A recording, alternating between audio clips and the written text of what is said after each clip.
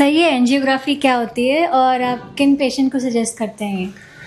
Sushmita, heart की बीमारी में जब भी पेशेंट कंप्लेन करता है कि मुझे चेस्ट पेन हो रहा है, मैं पिछले वीडियोस में भी ये चीज़ बोल चुका हूँ कि whenever the patient has typical chest pain, retrosternal pain radiating to the jaw, तो ये अनलाइकली है कि ये एक नॉन कार्डियक चेस्ट पेन है, ये कोई मस्कुलर पेन है या विटामिन डी की कमी के कारण ये दर्द नहीं हो रहा है।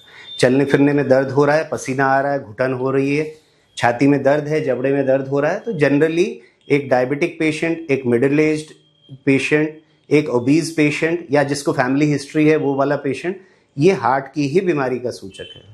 इसलिए मैंने पिछले वीडियोस में भी बोला है, इसमें हमें टीएमटी, ट्रेडमिल टेस्ट या सीटी कॉर्नरी एंजियोग्राफी नहीं करनी चाहिए, इसमें हमें स्ट्रेट अवे नॉर्मल एंजियोग्राफी करनी चाहिए। इसके बरक्स जो पेशेंट है जहाँ पे हड्डी का यहाँ छोटा सा दर्द हो रहा है, वो चल फिर रहा है, चलने से कोई छाती में दर्द इंक्रीज नहीं हो रहा है, तो जनरली वो कार्डियक पेन नहीं है, वहाँ पे हम टीएमटी या डोबिटवीन स्ट्रेस इको या सीटी कॉर्नरी एंजियोग्राफी कर सकते हैं।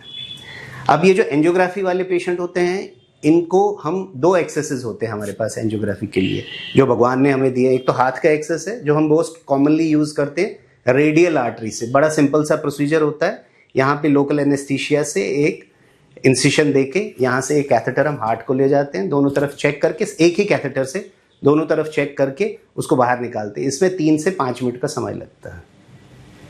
मॉर्निंग में पेशेंट एडमिट हुआ, खून के टेस्ट हुए, एंजियोग्राफी 5 से 10 मिनट के अंदर हो गई, और अगर वो नॉर्मल है तो within half an hour 1 hour हम ऑब्जर्व करके उसके बाद उनको छुट्टी कर देते हैं। दूसरा तरीका है ग्रॉइन से करने का, जहां हमें एक्सेस हाथ का नहीं मिलता है या पेशेंट कंफर्टेबल नहीं है तो हम ग्रॉइन से करते हैं। यहाँ पे भी एक आर्टरी होती है, फिमोरल आर्टरी बोलते हैं हम उसको, उसके थ्रू हार्ट में ऐसे ही जाते हैं, दोनों तरफ चेक करते हैं। डिफरेंसेस जब हम ग्रॉइन से करेंगे तो जाहिर सी बात है पेशेंट घंटे भर के बाद तो चलने लायक नहीं होगा, तो उसको तो थोड़ा रेस्ट करना पड़ेगा, इस एरिया को रेस्ट देना पड़ेगा, तो हमें फिर रात को पेशेंट को स्टे करना पड़ता है। सो उसमें 24 आवर्स स्टे कंपलसरी है हॉस्पिटल में। तो यही 2 तरीकों का डिफरेंस है दोनों तरीकों में। और प्लस ये है कि जब पहले भी मैं बता चुका हूँ, ये गोल्ड स्टैंडर्ड टेस्ट है।